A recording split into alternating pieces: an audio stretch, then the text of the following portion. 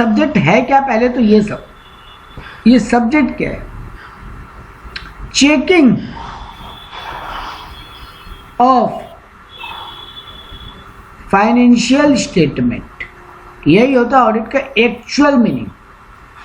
Financial statement को check करना, books of accounts को चेक करना और उससे रिलेटेड अदर इंफॉर्मेशन को भी चेक करना। ठीक है, यही है ऑडिट का एक्चुअल मीनिंग, चेकिंग करना। इन्वेस्टिगेशन नहीं है, वो चेकिंग है। ठीक, तो पहला चैप्टर तुम्हारा इन्हीं टॉपिक्स पे बात करेगा कि nature, scope and significance of auditing. Auditing क्या है, क्या क्या चीज का ऑडिट होता है, स्कोप क्या है, उसका दायरा क्या है, और सिग्निफिकेंस मतलब ऑडिटिंग क्यों जरूरी है, उसका इंपॉर्टेंस क्या है। तो सबसे पहले तुमको यहाँ पे ऑडिटिंग वर्ड का मतलब बताया। तो तुम्हारे एमसीक्यू के लिए काम का वर्ड है ये वाला कि ऑडिट लैटिन वर्ड है जिसका मीनिंग होता है ऑडियर, यानी सुनने लायक, टू हियर। ठीक है, जो सुन सके वो चीज वो ऑडिट, ऑडियर। तो ये लैटिन वर्ड से उठ के आए, लेकिन आज के डेट में इसका मीनिंग बिजनेस में ड्रास्टिकली बदल गया। सुनना नहीं है यहाँ पे अब खाली, ठीक है, या हियरिंग की जगह अब क्या हो गया है, चेकिंग करना, चेकिंग करना, देखना। तो कुछ इंपॉर्टेंट डेफिनेशन है ऑडिट के, जैसे टेलर एंड पेरी बोल के एक राइटर था, वो बोला audit is defined as an investigation of some statement और फिगर्स जिसको हम कोई एविडेंस से मैच करवाते हैं और फिर उसके ऊपर अपना रिपोर्ट बना के देते हैं। ठीक है, लेकिन इंस्टीट्यूट ऑफ चार्टर्ड अकाउंटेंट जो ऑडिट का डेफिनेशन दिया वही सबसे बेस्ट डेफिनेशन है, वही एग्जाम में लिख के आना है। As per general guideline issued by ICAI, according to them audit क्या है, ऑडिटिंग इज एक्यूमुलेशन और इवैल्यूएशन ऑफ एविडेंस। एविडेंस इकट्ठा करना और एविडेंस को इवैल्यूएट यानी एनालाइज करना। क्यों? To determine and report. क्या चीज के ऊपर रिपोर्ट करना है कि जो तुम्हारा इंफॉर्मेशन तुम्हारे बैलेंस शीट पीएल में तुम डाला है वो कितना एविडेंस के हिसाब से सही है, कितना डिग्री उस पर भरोसा किया जा सकता है। तो ऑडिट क्या है? एविडेंस को जमा करना, इवैल्यूएट करना किसी जानकारी के बारे में और उस पर रिपोर्ट बनाना कि वो इंफॉर्मेशन कितना सही है या कितना गलत है। और ये ऑडिट करता कौन है? कोई इंडिपेंडेंट आदमी, मतलब कंपनी का एम्प्लॉई अगर सीए है तो भी वो ऑडिट नहीं कर सकता कंपनी का, उस कंपनी का। क्यों? क्योंकि वो इंडिपेंडेंट नहीं है ना वहां पे। हाँ। अब ये इंडिपेंडेंट का मतलब क्या है? तुमको जो अपॉइंट किया है तुम उसकी विश पे काम नहीं करोगे, यही होता है इंडिपेंडेंस। उसकी मर्जी के हिसाब से रिपोर्ट नहीं बनाओगे। हाँ। यही है इंडिपेंडेंट। तो देखो अब यहाँ पे अल्टीमेटली ये मेन डेफिनेशन याद करना जो institute of chartered accountant of India दिया है और उसको अब कैसे तोड़ा ये देखो। तो क्या बोला, एक क्रिटिकल एग्जामिनेशन है बुक्स ऑफ अकाउंट्स का जो कि एक इंडिपेंडेंट क्वालिफाइड पर्सन करता है, जो हम तुमको ऊपर बोला था। चेकिंग है फाइनेंशियल स्टेटमेंट का जो एक इंडिपेंडेंट क्वालिफाइड पर्सन करता है। क्वालिफाइड कौन होगा? Sir CA. हाँ, तो सर फिर हम लोगों को क्यों पढ़ा रहे हैं सीएमए वालों को? क्योंकि कुछ चीजें ऐसी होती है जहाँ सीएमए भी ऑडिट करता है। फैक्ट्री के डिटेल्स को जब चेक किया जाता है वो काम सीएमए करता है, तो उसको भी वो ऑडिट ही बोलेगा। ठीक है, तो सर एग्जामिन करते हैं क्या चीज को देख के? वाउचर्स को देखते हैं हम, डॉक्यूमेंट्स को देखते हैं हम, इंफॉर्मेशन को देखते हैं। डिपार्टमेंट में तो नहीं चेक कर सकते हैं ना? नहीं करता है, बिल्कुल करता है, लेकिन नॉर्मली जो बुक्स ऑफ अकाउंट का जो ऑडिट प्रॉपर होता है वो एक सीएमए नहीं करता। सीएमए करता है कि स्टॉक जो कॉस्टिंग है, कॉस्ट फैक्ट्री, उस कॉस्टिंग का जो डेटा है फैक्ट्री का वो अप्रोप्रिएट है कि नहीं, वो सही है कि नहीं, वो ट्रू एंड फेयर है कि नहीं। अच्छा। तो एक ऑडिट क्या है, क्रिटिकल एग्जामिनेशन है बुक्स ऑफ अकाउंट्स का, जो एक इंडिपेंडेंट आदमी करता है जो क्वालिफाइड होता है। वो वाउचर डॉक्यूमेंट और इंफॉर्मेशन को देख के ये ऑथेंटिकेट करता है कि फाइनेंशियल अकाउंट जो बना है वो ट्रू एंड फेयर है या नहीं। यही ऑडिट। वो क्या क्या चीज चेक करेगा, बैलेंस शीट चेक करेगा, पीएल चेक करेगा। तो बैलेंस शीट जो भी चीज लिखी गई है वो ट्रू एंड फेयर है कि नहीं, पीएल में जो लिखा गया वो ट्रू एंड फेयर है कि नहीं, सारे लॉ को फॉलो करके अकाउंट बना है कि नहीं, मतलब लॉ के हिसाब से बना है कि नहीं, और ये रिपोर्ट पे भरोसा कर सकते हैं कि नहीं, रिपोर्ट सेटिस्फाइड है या नहीं। यही है तुम्हारा ऑडिट का मतलब। अगला टॉपिक आता है एसेंशियल फीचर्स ऑफ ऑडिटिंग। एक ऑडिट में क्या क्या फीचर्स होगा सर, जो ऊपर डेफिनेशन में पढ़े हुए हैं। ये एक क्रिटिकल एनालिसिस है, ऊपर पढ़े थे।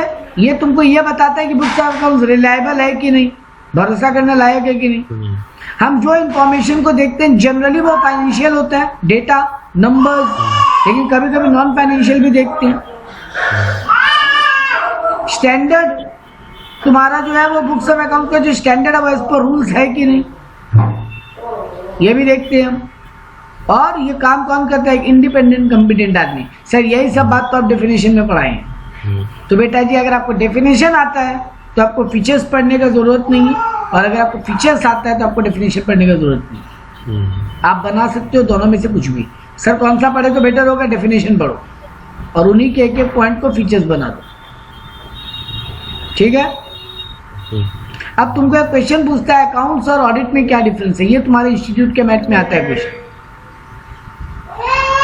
सर अकाउंट्स में ना डेटा को हम लोग प्रिपेयर करते हैं, समरी बनाते हैं, वो बैलेंस शीट पीएल, ठीक है, और ऑडिट में उन्हीं डेटा को चेक करते हैं।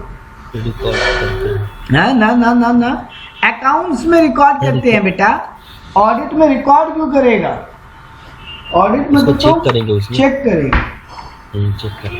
ऑडिट में तो तुम चेक करेगा। तो तुम यहाँ पे एनालाइज करता है और क्रिटिकली एग्जामिन करता है, ये देखो काम कर रहा है। जबकि यहाँ पे तुम डेटा को कलेक्ट, क्लासिफाई और समरी करते हैं। ठीक है।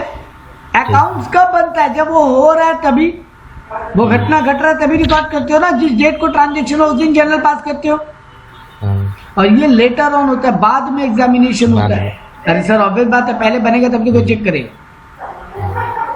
यहाँ पे हम ना हर बिजनेस का इवेंट में मॉनिटरी टर्म्स को रिकॉर्ड करते हैं, खाली जो मनी के वे में डिफाइन किया जा सकता है उसी को रिकॉर्ड करते हैं अकाउंट्स में। लेकिन जब ऑडिट करते हैं तो फाइनेंशियल डेटा तो देखते ही हैं, कुछ कुछ नॉन फाइनेंशियल मैटर्स को भी देखते हैं। सर जैसे एग्जांपल दीजिए, मैनेजमेंट ठीक से डिसीजन लिया कि नहीं लिया, ये अकाउंट्स में रिकॉर्ड नहीं होता कहीं पे, लेकिन ऑडिट में ये भी चेक होता है। ऑडिट से अकाउंट सर बनाता कौन है, सर कंपनी के मैनेजमेंट के लोग ही, कंपनी का एम्प्लॉइज, कंपनी का स्टाफ ही अकाउंट्स बनाता है। लेकिन ऑडिट कौन करता है, सर एक इंडिपेंडेंट पर्सन जो क्वालिफाइड है। तो यही चार डिफरेंस हो गए तुम्हारे पढ़ने लायक। और भी है, चलो और भी देखते हैं। Accounts is not expected to review report, accounts review नहीं करता रिपोर्ट्स को, वो सिर्फ रिपोर्ट बना कर देता है। जबकि ऑडिटर अपना ओपिनियन देता है उसके ऊपर कि वो सही है कि गलत है। मतलब जो अकाउंट बना रहा है वो ये नहीं बोलता ये सही है कि गलत है, वो बना देता है पूरा। लेकिन ऑडिटर बताता है, अपना ओपिनियन देता है कि ट्रू एंड फेयर है या नहीं है। ठीक है। द ऑडिटर जनरली इंडिपेंडेंट होता है, जबकि अकाउंट बनाने वाला मैनेजमेंट का ही आदमी होता है। ठीक है। Auditor generally in certain things auditor could be held liable to third parties also. Auditor third party के लिए जिम्मेदार होता है। ऑडिटर अपना रिपोर्ट किसको सबमिट करता है अल्टीमेटली, बोलो? ऑडिटर अपना शेयर होल्डर्स को, हाँ, कंपनी के मेंबर या ओनर को, यानी शेयर होल्डर को। उसके अलावा उसका रिपोर्ट गवर्नमेंट को जाता है, इनकम टैक्स को, आरओसी को, जीएसटी डिपार्टमेंट्स को, इन सबको इनका रिपोर्ट जाता है। तो ऑडिटर थर्ड पार्टी को भी लाइबल है। वो कंपनी के बारे में जब बता रहा है तो थर्ड पार्टी भी उसको देख रहा है, बट कंपनी जब अकाउंट बनाता है वो थर्ड पार्टी के लिए नहीं बनाता, अपने बिजनेस के लिए खुद बनाता है। ठीक है। अकाउंट्स मेंटेन करने का कोई मैंडेटरी रूल नहीं है कि कैसे अकाउंट्स मेंटेन होने चाहिए, खाली कंपनीज एक्ट को छोड़ के, कंपनीज को छोड़ के बाकी के लिए अकाउंट बनाना कोई मैंडेटरी नहीं है, ठीक है। मतलब कहीं पे ऐसा कोई रूल नहीं है कंपनीज को छोड़ के कि आपको अकाउंट्स ऐसे बनाना है कि नहीं बनाना है। लेकिन ऑडिट में सर इनकम टैक्स एक्ट के सेक्शन 44AB में लिखा है कि आपको जिन जिन का टर्नओवर 1 करोड़ को क्रॉस कर रहा है, या अगर सर्विस बिजनेस है तो 50 लाख को टर्नओवर क्रॉस कर रहा है, तो उनको ऑडिट करवाना जरूरी है, ठीक है। तो मतलब नॉर्मल आदमी जो कंपनी नहीं है, कंपनी को तो ऑडिट कराना ही है देख, लेकिन नॉर्मल आदमी जो कंपनी नहीं है, अगर उसका भी टर्नओवर लिमिट क्रॉस कर रहा है एक सर्टेन लेवल से, तो उसको ऑडिट करवाना जरूरी है। लेकिन अकाउंट बनाते वक्त सिर्फ कंपनी के लिए कंपलसरी है, बाकियों को बनाना है नहीं बनाना है कहीं पे मैंडेटरी लिखा हुआ नहीं। अकाउंट बनाने के लिए अकाउंटिंग स्टैंडर्ड्स बनाए गए हैं, पढ़े है ना आपने, ग्रुप 1 में, पेपर 1 में भी, ग्रुप 2 में भी पढ़ेंगे। लेकिन ऑडिटिंग के लिए कोई ऑडिटिंग के लिए ऑडिटिंग स्टैंडर्ड्स बनाए गए, तो यही बात डिफरेंस बिटवीन में काम आएगा। अब बात आता है ऑडिटर कौन होता है सर जो ऑडिट करेगा वो ऑडिटर। सर कौन होगा वो? कोई प्रोफेशनली क्वालिफाइड आदमी। सर कौन सा डिग्री? CA। सर कहाँ से मिलेगा ये degree? Institute of chartered accountant of India से, ICAI से, ठीक है। तो अगला क्वेश्चन यही है कि एक अच्छा ऑडिटर के अंदर क्या क्या क्वालिटीज होना चाहिए। उसको अलग अलग सब्जेक्ट्स का नॉलेज होना जरूरी है। पहले तो सर अलग अलग सब्जेक्ट माने, उसको अकाउंटेंसी आना चाहिए, उसको इकोनॉमिक्स आना चाहिए, उसको थोड़ा मैथ्स आना चाहिए, उसको टैक्सेशन आना चाहिए, उसको कंपनीज लॉ आना चाहिए थोड़ा, है ना। अलग अलग सब्जेक्ट का उसको नॉलेज होना चाहिए। पहला उसमें क्वालिटी होना बहुत जरूरी है, ठीक है।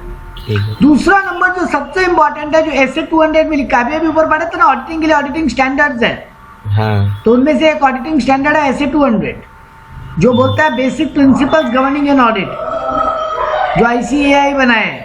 वहां पे साफ लिखा हुआ है कि ऑडिटर इंडिपेंडेंट होना चाहिए। मतलब वो कहीं से भी कंपनी का एम्प्लॉई या कंपनी से कोई उधार लिया हुआ, मतलब कंपनी से कनेक्टेड नहीं होना चाहिए। आगे जाके पढ़ोगे कि किस किस वे में ऑडिटर इंडिपेंडेंट नहीं होते। फिलहाल इतना ही ध्यान रखो कि एक ऑडिटर को इंडिपेंडेंट मतलब वो कंपनी के विश पे काम करने को मजबूर न हो जाए। मैनेजमेंट उसको नहीं बोल पाए कि ये बात उड़ा दो और ये बात डाल दो रिपोर्ट में, और उसको करना पड़ेगा। ऐसा उस पर कोई बाउंडेशन नहीं होना चाहिए। तो ऐसा बाउंडेशन कब नहीं होगा? जब वो कंपनी का एम्प्लॉय नहीं है, जब उस पर ऊपर कंपनी का कोई उधार नहीं है। अगर उसके ऊपर कंपनी का उधार है तो सर फिर तो वो कंपनी का बात पे आके उसको काम करना पड़ेगा। तो उसका कहीं पे भी कंपनी से उसका इंटरेस्टेड पार्टी नहीं होना चाहिए, ठीक है। इसके अलावा बोला उसको कंपनीज एक्ट का पूरा नॉलेज होना चाहिए, कंपनीज एक्ट पूरा पता होना चाहिए। कुछ और स्पेशल फीचर्स बोला गया है जो ऐसे 310 में बोला है प्रिंसिपल्स ऑफ ऑडिट के बारे में, तो वहां पे वो पढ़ेंगे बाद में डिटेल। उसके अंदर टेक्निकल नॉलेज भी होना चाहिए, मतलब उसको सॉफ्टवेयर वगैरह है जैसे टैली जैसे अदर सॉफ्टवेयर का भी उसको नॉलेज होना चाहिए। वो ऑनेस्ट होना चाहिए, तो ज्ञानबाजी होगी। वो प्रॉपर ध्यान देके काम करने वाला होना चाहिए, मतलब वो रिस्पॉन्सिबल इंसान होना चाहिए, नेग्लिजेंसी में काम करने वाला आदमी नहीं होना चाहिए, ठीक बात। अगला important question, audit and investigation. बहुत बहुत बहुत काम का क्वेश्चन है। बहुत लोग ना ऑडिट को बोलता है ऑडिट एक इन्वेस्टिगेशन है, खोजना ही तो हुआ। ऑडिट में हम खोज ही तो रहे हैं। हम जनरली दो चीज खोजते हैं बेटा, एक कोई मटेरियल मिसस्टेटमेंट तो नहीं है ना। मटेरियल मिसस्टेटमेंट क्या होता है? कोई काम का बाद जो गलती है अकाउंट्स में। अब मटेरियल मिसस्टेटमेंट दो टाइप का हो जाता है, वो तो एरर के कारण भी हो सकता है और फ्रॉड के कारण भी। मतलब गलती से हो गया मिस्टेक और जानबूझ के किए मिस्टेक। तो सर ये दोनों चीजों को हम चेक करते हैं, तो हम खोजते हैं ये दो चीज। तो बहुत दिन क्या नहीं, ये खोजते वर्ड के कारण उसको इन्वेस्टिगेशन ही मान लेते हैं, लेकिन ऑडिट इन्वेस्टिगेशन नहीं है। सर एक मेजर बात बताइए जिससे ये बात क्लियर हो जाए कि ऑडिट इन्वेस्टिगेशन है, बाकी ये डिफरेंस तो पढ़ेंगे ये। सर एक मेजर बात ये है बेटा जी, ऑडिट में ना जब हम किसी का ऑडिट करने जाते हैं तो हम शक की नजर से नहीं देखते हर चीज को। हम कोई कुत्ता बोलते ना, वॉच डॉग है, वॉच डॉग काटने वाला कुत्ता नहीं है। मतलब ऑडिटर कुत्ता तो है, कौन सा है वो डिफाइन करने। तो सर वॉच डॉग है, वाउंड डॉग नहीं है। वाउंड डॉग मतलब काटने वाला कुत्ता नहीं है, नजर रखने वाला कुत्ता। सीधा सा बात है बेटा जी, सीरियसली बोले, हम तुम्हारा जब भी चेकिंग चालू करेगा, हम पहली नजर में अगर ये सोच के चालू कर रहे हैं ना, यहाँ कुछ तो फ्रॉड है, कुछ तो गड़बड़ है दया, वो ढूंढने वाला कहानी करे तब इन्वेस्टिगेशन होता है। लेकिन जब हम तुम्हारा ऑडिट करने आ रहे हैं ना, तो हम ये सोच के आ रहे हैं या कुछ एरर हो सकता है, जानबूझ वाला गड़बड़ यहाँ नहीं है। हम उस शक की नजर से तुमको नहीं करने जा रहे काम। तो ऑडिट और इन्वेस्टिगेशन में सबसे बड़ा डिफरेंस यही, ठीक है? ठीक है। तो चलिए अब सारा डिफरेंस पढ़ते हैं। पहले मीनिंग बोला, ऑडिट एक इंडिपेंडेंट एग्जामिनेशन है जहां पे हम सिर्फ financial statement true and fair है या नहीं, सिर्फ ये बात पे अपना ओपिनियन देने आए। जबकि इन्वेस्टिगेशन बोलता है हम कोई चीज को ढूंढने आए, कोई एनी फैक्ट, कोई स्पेशल पर्पस।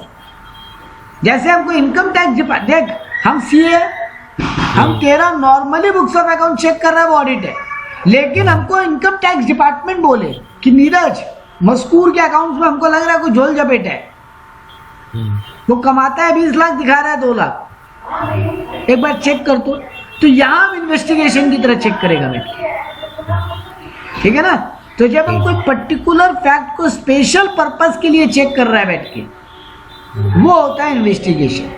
लेकिन जो नॉर्मली चेकिंग करते हैं उसको बोलते हैं ऑडिट। ऑडिट में एक वाइड स्कोप, हम सब कुछ देखेंगे यहाँ पे तुम्हारा, बट यहाँ पे मेरा लिमिटेड स्कोप है। हमको जहां फ्रॉड का बात लग रहा है हम सिर्फ वो एरिया चेक करेंगे। हम यहाँ पे तुम्हारा ट्रू एंड फेयरनेस चेक करते हैं खाली, जबकि यहाँ स्पेशल पर्पस है। मतलब हमको कोई एक बात बोला गया पहले से कि यहाँ गड़बड़ है। ऑडिट में हम गैप फॉलो करते हैं, ये बहुत इंपॉर्टेंट डिफरेंस है, तो स्टार लगा रहे हैं। ऑडिट में गैप ढूंढते हैं। गैप मतलब, वो गैप मतलब जीएपी गैप नहीं, GAAP गैप है, जनरली एक्सेप्टेड ऑडिटिंग प्रिंसिपल। कुछ ऑडिट करने का नियम कानून बना हुआ है जो ऑडिटिंग स्टैंडर्ड में लिखा हुआ है, हम उसके हिसाब से ऑडिट करते हैं। लेकिन इन्वेस्टिगेशन ऑडिट के आगे का हिस्सा है, इसके लिए ऐसे कोई रूल नहीं बने हुए, ठीक है? तो ऑडिट में गैप है, यहाँ गैप नहीं है, ठीक है? हम यहाँ पर तुम्हारा अकाउंटिंग रिकॉर्ड कोई एविडेंस मान रहे हैं। तुम जो हमको bill, voucher, invoice, bills of exchange सब दे रहे हो ना, डॉक्यूमेंट अपना, वही सबको हम एविडेंस मान के चेक कर रहे हैं। लेकिन यहाँ पर हम उनको एविडेंस की तरह नहीं ले रहे, हम उनके बाहर भी जाके चीजों को चेक करेंगे। हम देखो, ये आ गया जो मेन बात बोला था, तुम्हारे ऊपर हम audit is sceptical not suspicious. Suspicious मतलब शक की नजर से देखना, वो ऑडिट नहीं है। जबकि इन्वेस्टिगेशन में सस्पिशियस है, हम हर चीज शक की नजर से देखेगा। ऑडिट एक रूटीन एक्सरसाइज है, हर साल होगा। हाँ। लेकिन ये हर साल नहीं होगा, जब जरूरत होगा तब होगा, जब तेरे ऊपर फ्रॉड लगेगा तब होगा, ठीक है? तो पहला आंसर खत्म, ऑडिट क्या है, उसका नेचर। दूसरा आंसर था स्कोप। हम 3 चीज बोला था बिगिनिंग में, इस चैप्टर में तुम 3 चीज पढ़ते हो, ऑडिट का नेचर, ऑडिट का स्कोप और ऑडिट का सिग्निफिकेंस। क्यों ऑडिट का क्या इंपॉर्टेंस है। नेचर खत्म, अब आ जाओ स्कोप, कि ऑडिट में कौन कौन सा एरिया कवर्ड होते हैं। हम क्या क्या चीज तुम्हारे यहाँ देखेंगे बेटा, क्या क्या चीज को हम हाथ लगा सकते हैं और क्या क्या चीज को हम हाथ नहीं लगा सकते। तो सबसे पहले तो हम देखेंगे तुम्हारे कंपनी का या तुम्हारे बिजनेस का इंटरनल कंट्रोल कैसा है। तुम्हारे यहाँ जो काम होता है ना, वो काम कितना ठीक ढंग से होता है। जैसे एक बहुत बढ़िया एग्जांपल देते हैं, एक इनवॉइस बना, एक ही आदमी है जो वो इनवॉइस को चेक किया और वही उसको एंट्री मारा और वही बिल फाइल में डाल दिया।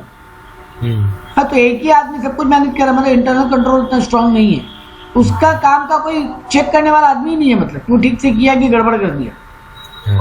क्योंकि वही इनवॉइस देखा, वही इनवॉइस बनाया, वही इनवॉइस को टैली में एंट्री किया और वही उसको बिल फाइल में ले आके रख दिया। तो फिर वो देखेगा ही नहीं। लेकिन यहाँ तब फिर वो देखेगा ही नहीं। लेकिन अगर मान लो एक आदमी है जो इनवॉइस बनाने का काम कर रहा है, अब वो इनवॉइस का एंट्री कोई और कर रहा है और एंट्री होने के बाद उसको देख के फाइल में कोई और लगवाने का काम कर रहा है, मतलब तुम्हारी कंपनी का इंटरनल कंट्रोल बहुत स्ट्रांग है। तो यही देखना है हमको, सबसे पहले हम यही देखेंगे। सर ये क्यों देखना है? अकाउंट देखिए ना डायरेक्ट, ये सब कहाँ माथा लगा रहे हैं? नहीं बेटा जी, इसलिए माथा लगा रहे हैं, नहीं रीजन समझो, इसलिए माथा लगा रहे हैं कि तुम्हारे जो अकाउंट्स बनाए गए हैं हम उन पर कितना डिग्री तक भरोसा करें। अच्छा। क्योंकि अगर तुम्हारा इंटरनल कंट्रोल बहुत अच्छा है ना मस्कूर, तो बेटा जी हम सैंपल बेसिस पे डेटा देखेंगे। 1000 बिल है, हो सकता है उसमें से 200-300 बिल देख ले। लेकिन अगर तेरा इंटरनल कंट्रोल बर्बाद है एकदम, तो फिर भैया जी हमको पूरा डिटेल में जाना पड़ेगा। तो सैंपल देख करके 1000 बिल का कैसे एंट्री कर सकते हैं? ये 1000 बिल एंट्री हुआ, हम ऑडिट करने आया, बेटा जी हमको 15 दिन में रिपोर्ट करना है, तो हम पूरा 1000 बिल बैठ के चेक नहीं कर सकते। तो हम क्या करेंगे, कुछ महीना का बिगिनिंग वाला बिल उठा लिया, कुछ अचानक बीच का वाला, कुछ ईयर एंड वाला, हम अलग अलग वे में सैंपल्स पिक करेंगे और उनको देखेंगे ठीक से तुम्हारा काम हुआ है कि नहीं तुम्हारी कंपनी में। अगर हमको मेजोरिटी में ठीक मिला, 90% तक हमको ठीक मिला, तो हम मानेंगे बाकी बिल भी ठीक ही हुआ हो।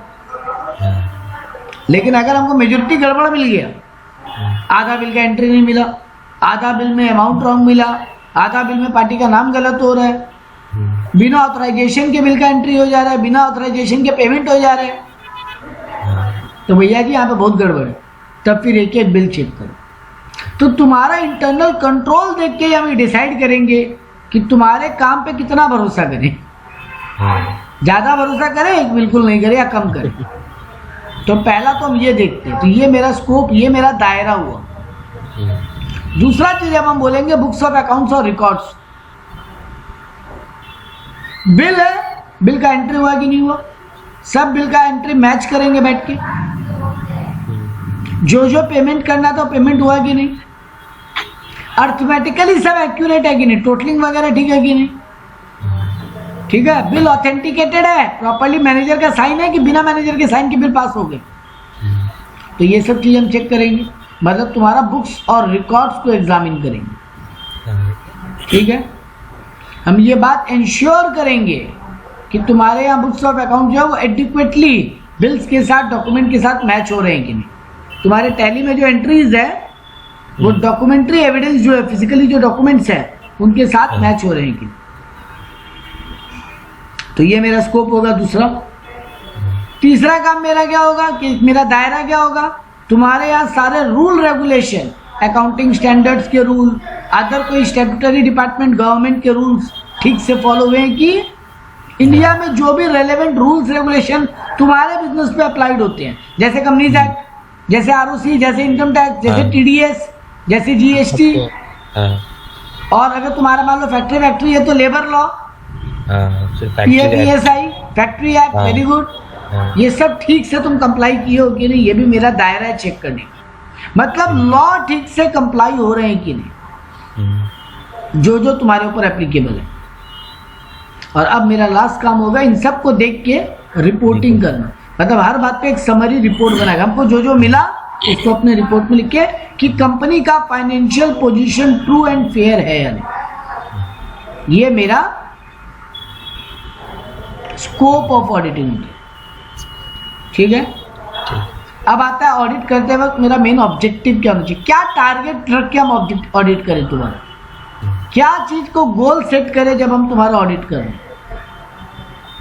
मेरा पहला गोल होगा क्या फाइनेंशियल स्टेटमेंट पे भरोसा किया जा सकता है तुम्हारे, रीजनेबल एश्योरेंस बोला है बेटा, 100% श्योर कोई ऑडिटर नहीं हो सकता।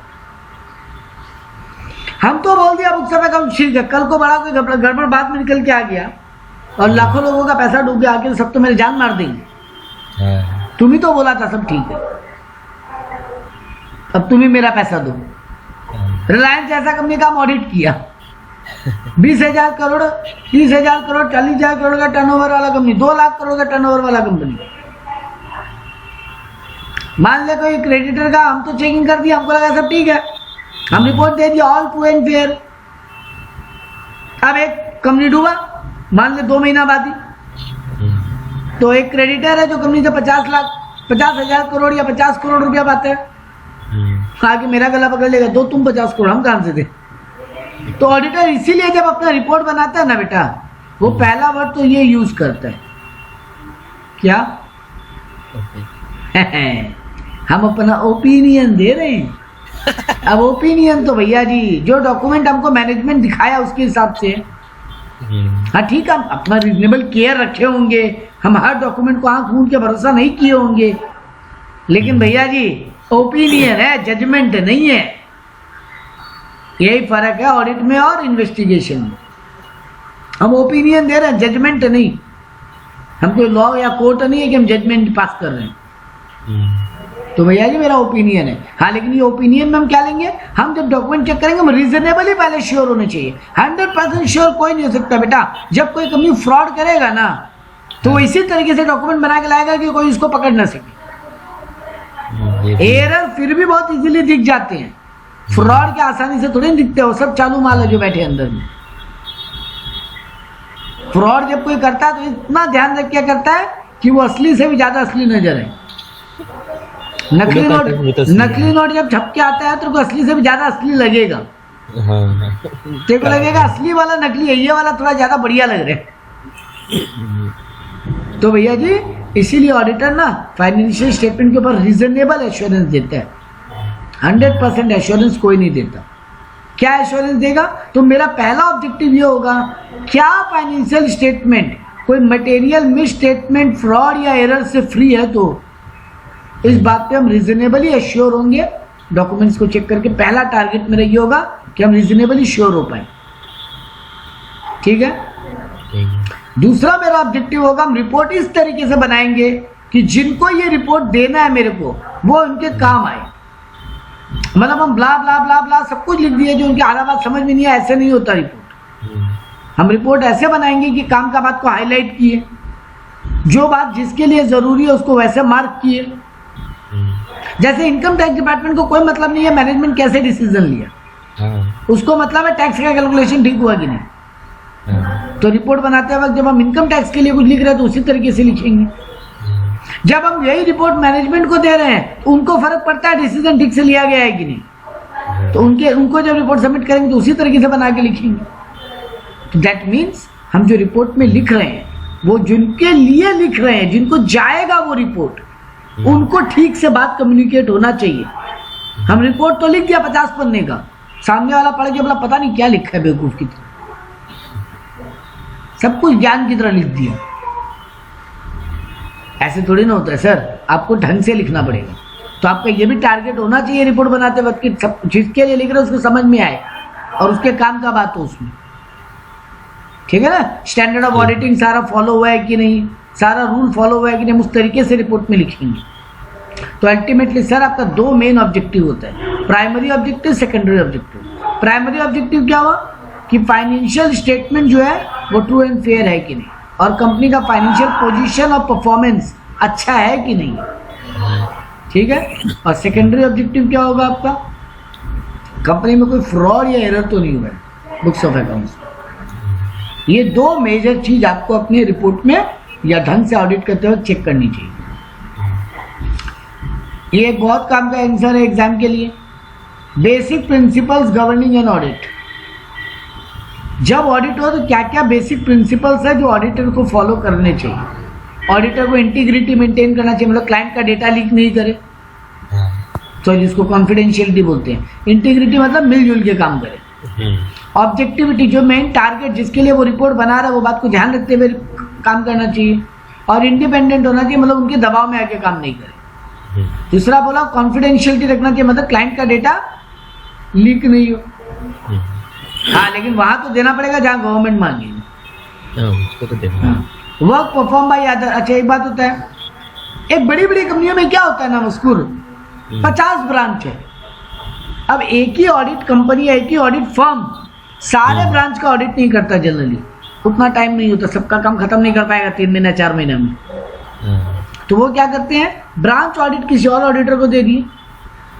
तुमको कुछ ब्रांच दे दी और हो सकता है तुम हेड ऑफिस का भी ऑडिट देख रहे, तुम मेजर ऑडिटर है, बड़ा ऑडिटर है, तुम हेड ऑफिस भी देख रहे, कई एक ब्रांच भी देख रहे, और कई एक दूर दराज वाला जो ब्रांच है वो अदर ऑडिट फर्म को दे दिया। तो भैया जी वो उस ब्रांच के हिसाब से रिपोर्ट बना के देगा। तो तुमको उसको अपने रिपोर्ट में मिलाना पड़ेगा ना। फाइनल रिपोर्ट तो एक बनेगा ना भाई, ओवरऑल बिजनेस का।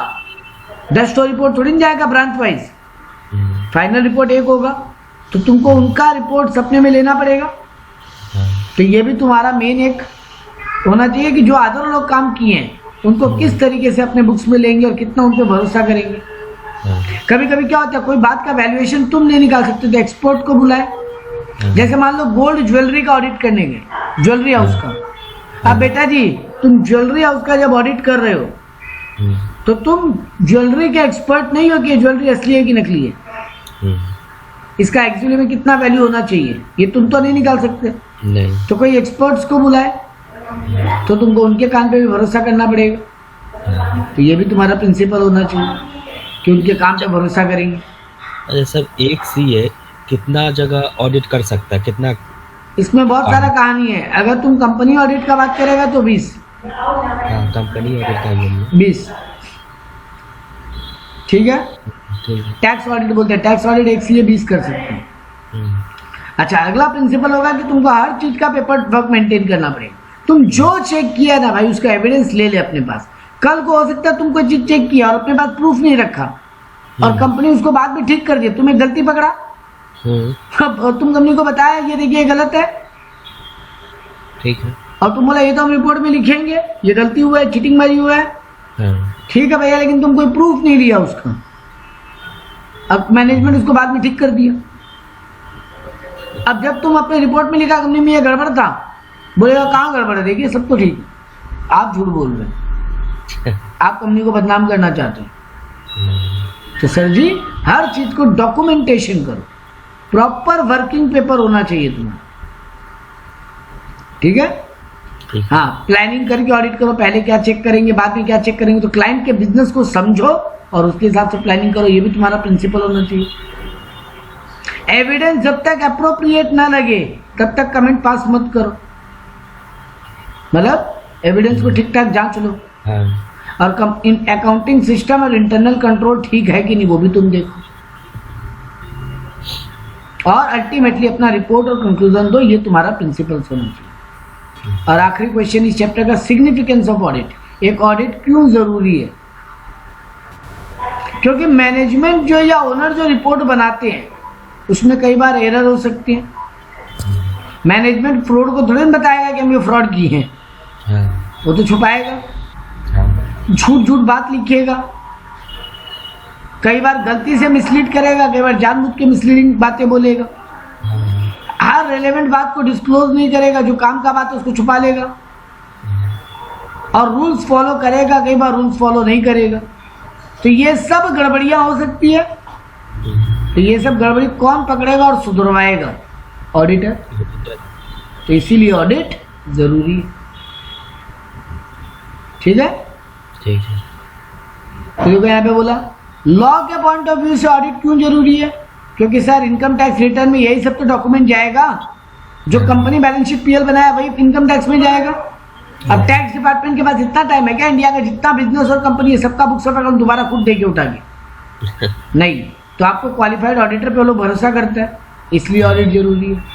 जब भी कोई तुम्हारे बिजनेस को लोन देगा बेटा, वो तुमको क्या बोलता है? ऑडिटर का रिपोर्ट लेके आओ तब लोन देंगे कि तुम्हारा बुक्स ऑफ अकाउंट ठीक है कि नहीं। तो जब बैंक तुमको लोन देता है, बाहर का पार्टी तुमको उधार देता है, वो तुम्हारा बुक्स ऑफ अकाउंट को देख के उधार देता है जो ऑडिटेड होता है, इसलिए ऑडिट जरूरी है। इंश्योरेंस का क्लेम अगर तुम मांगने जाओगे ना, वो लोग बोलेगा तुम बोल रहे हो मेरा गोडाउन में आग लगा, इतना स्टॉक जल गया, ट्रेडिंग में दिखा दिया क्रेडिट साइड में क्लोजिंग स्टॉक, इतना स्टॉक जला मेरा, लेकिन वो कैसे मान ले? तुम झूठ बोल रहे हो ना सच। तो भैया ऑडिटर का रिपोर्ट लेके आओ, तो इसलिए ऑडिट जरूरी है। सेल टैक्स, जीएसटी डिपार्टमेंट बोलता है ऑडिटर का रिपोर्ट लेके आओ। अगर तुम्हारा कंपनी बैंकरप्ट डिक्लेयर हो रहा है, मतलब इंसॉल्वेंट, तो उस केस में भी कोर्ट भी बोलता है ऑडिटर रिपोर्ट के हिसाब से मानेंगे। कंपनी तो बोलेगा ही हम पैसा दे नहीं सकते, हमको इंसॉल्वेंट डिक्लेयर कर दो, ऐसे थोड़ी होता, कंपनी के बोलने पे नहीं होता।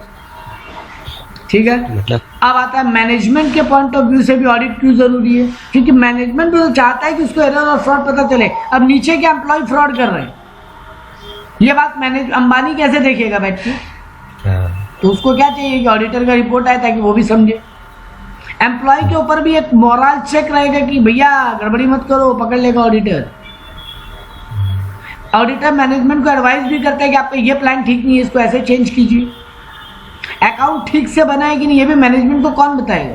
तो मैनेजमेंट के पॉइंट ऑफ व्यू से इसलिए ऑडिट जरूरी है। बाहर वालों के पॉइंट ऑफ व्यू से, सर जो इन्वेस्टर है वो कंपनी में पैसा तभी लगाएगा ना जब कंपनी स्ट्रांग है।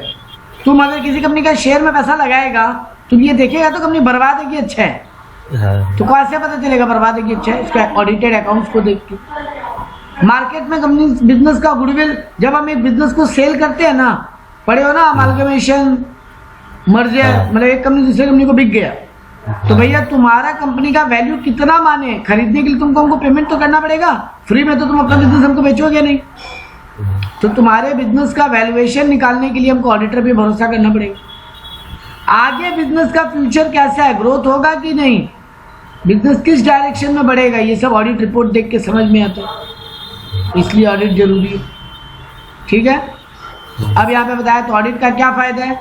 सर जो ऊपर पढ़े वही सब तो ऑडिट का फायदा है, ऑडिट क्यों जरूरी है। लेकिन ऑडिट में क्या बुराई है, क्या लिमिटेशन है ऑडिट का? सर सबसे बड़ा बात, ऑडिट में ऑडिटर ओपिनियन देता है मिसस्टेटमेंट के ऊपर, वो गारंटी नहीं देता। ठीक है सर, ऑडिटर ना एक टेस्ट नेचर है, वो हर चीज नहीं देखता, हर चीज को टेस्ट करता है कि जो कंपनी एविडेंस देगा उसी के साथ में तो ऑडिटर अपना रिपोर्ट देगा। अब एविडेंस ही छुपा ले कंपनी तो क्या कर सकता है ऑडिटर?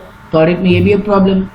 कई बार कंपनी का इंटरनल मैनेजमेंट ही चोर है, तो वही लोग सब कुछ मैनिपुलेट कर रहे हैं जिसको ऑडिटर नहीं भी पकड़ सकता। ठीक है, ऑडिट में हम रिस्क को निकालते हैं, हर चीज पकड़ पाना मेरे लिए भी पॉसिबल नहीं। मेरा प्रोफेशनल स्केप्टिज्म है। स्केप्टिज्म मतलब हम एरर ढूंढ सकते हैं, फ्रॉड कई बार हम नहीं पकड़ पाएंगे। तो ये सब मेरा ऑडिट का लिमिटेशन। यही रोकेंगे क्योंकि इसका अगला टॉपिक आएगा classification of audit, type of audit. ये आ जाएगा चैप्टर 2 कहाँ पे आ रहा है?